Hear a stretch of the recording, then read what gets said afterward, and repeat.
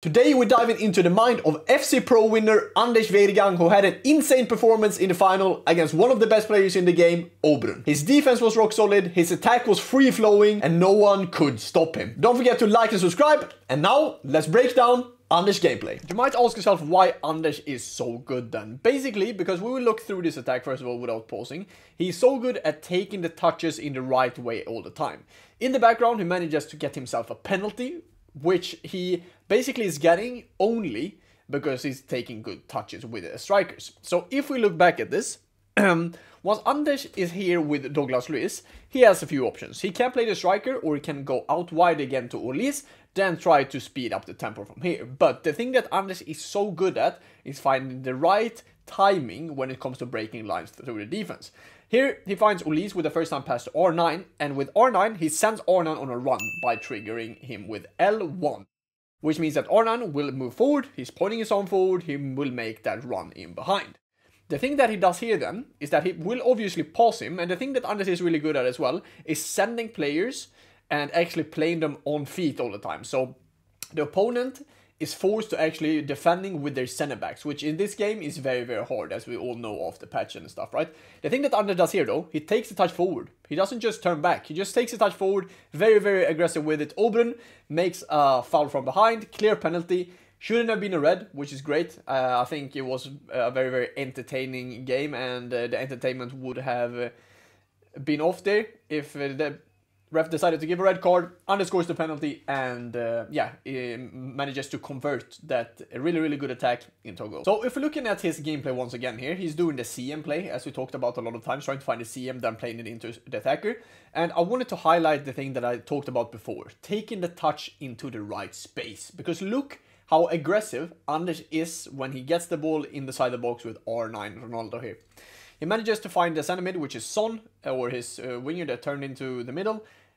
He just manages to take the touch forward, aggressive, almost into Haaland, then reverse elastical to open up the angle. Obviously now red time finish, but if we just look back at it, look how good and aggressive the touch forward is. And this is very, very underrated actually. The touches in this game, wherever you're taking the touch, is super, super important. So this is going to be a bit of a longer clip. I wanted to highlight how Anders actually defends, but also how he manages to turn the defensive style into a really, really good attacking opportunity. In the background, Anders defends that very, very well with Theo Hernandez. He's moving the keeper at the same time, but also trying to be on the guy. But the thing that he does so well here is that he manages to use these two strikers, because here in the background he was playing a 4-4-2 formation. He was using these strikers as more of a kind of a target man approach. He's always trying to find them, but then making his wingers run in behind to push the opponent's defense down or play the wingers in behind. So once again here, you see Ollelito being triggered.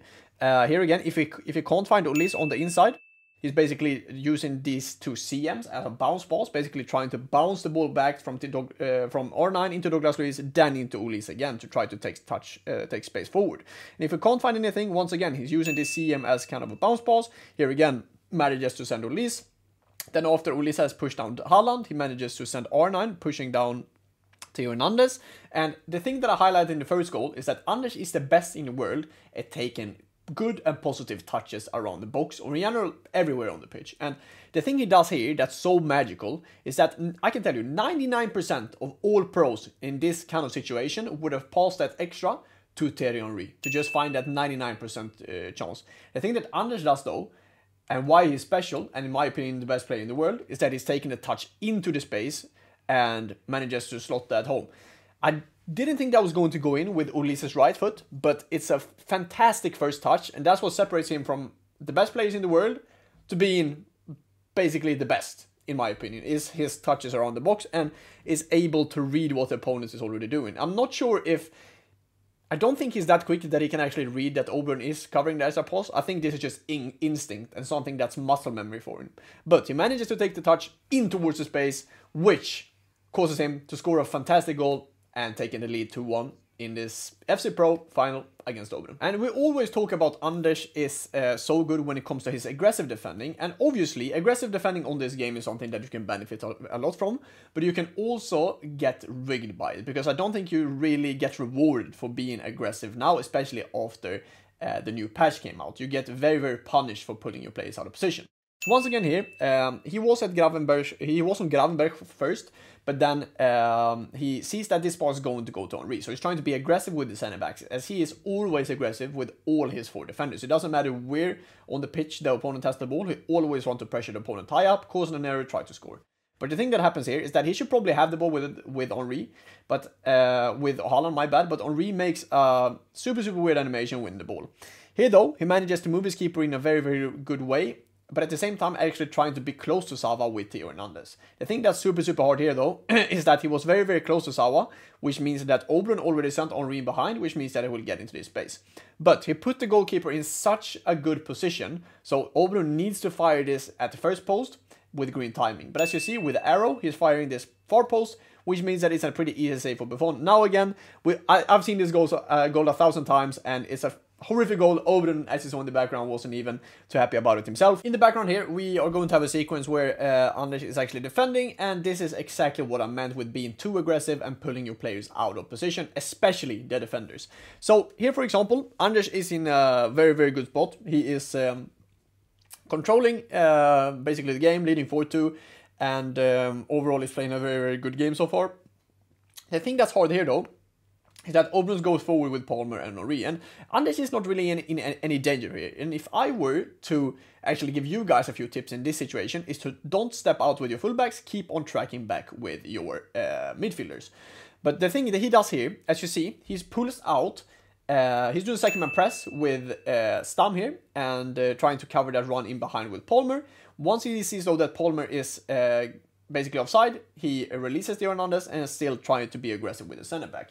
But what happens if you pull out your center backs like he is doing here? It will open up space in behind. So once again, Oblin recognizes that Anders pulled out one of his center backs, which means that he plays a first or a play lock to Cole Palmer, who can play this pass in behind with the first time incisive pass. And once again here, Oblin scores this one, and it's basically because Anders pushed out one of his center back out of position, causing him to conceding a goal in this game. And that's what I meant. High risk, high reward. If he wins the ball, he might have scored on the leading or on the upcoming attack. But now obviously he didn't, and basically got punished for pulling out, the center backs, basically. Anders just conceded a 4th goal against Oblin, and I wanted to showcase what I meant before with Anders taking good touches, but also playing the strikers or his wingers on feet. Because when he gets into this opportunity, you probably don't really see a lot of space, but the thing that Anders sees is that he's sending his R9 and then trying to take the touch in between Haaland and Saliba here, basically. And what happens after this will find you pretty amazed. So he gets into this position, he sends R9 because R9 is moving his arm forward, which means that R9 is going to run in between Saliba and Haaland, which is basically the space you want to attack in this kind of sequence. Obviously, as I said before, with the touches, he's the best in the world by far at taking the touches in the right position all the time. What happens after this is that he takes the touch in a really good position. Here again, he should have scored to make it 6-4. Unfortunately, R9 misses, but that's what I mean with playing people on feet. He sends a player, then he plays him on feet. Then if he can't find anything, he tries to find it back to the CM, then again, plays people on feet. So he's always aggressive, which means that Oberyn then, again, if we look back at this, needs to defend very aggressively. Which, as I said before, if you defend aggressively and missing the tackles with your defenders, that will leave basically out of space in the middle, which the opponent can use to basically play through balls. So once again, fantastic attack from Anders, just playing R9 on feet here. Should have scored to make it 6-4, but overall a great attack. And once again, this genius, I should say, manages to win another big title for himself. Congratulations to Anders and to Red Bull Leipzig Gaming. They definitely deserve this. He's been basically on a level of his own in these past 2 years. It's absolutely unreal how good the kid is. And GG's and congratulations to you and the whole team. If you guys like when I analyze games like this, let me know down in the comments whatever kind of games you want me to analyze. If it's higher level or lower level, you let me know down in the comments. Don't forget to like, subscribe, and turn on notifications so you're not missing the next video. As we're on the road to 70,000 subscribers on the channel, I would appreciate your subscribe a lot. I'll see you guys in the next one. Stay safe, stay humble, and see you guys soon. Bye-bye.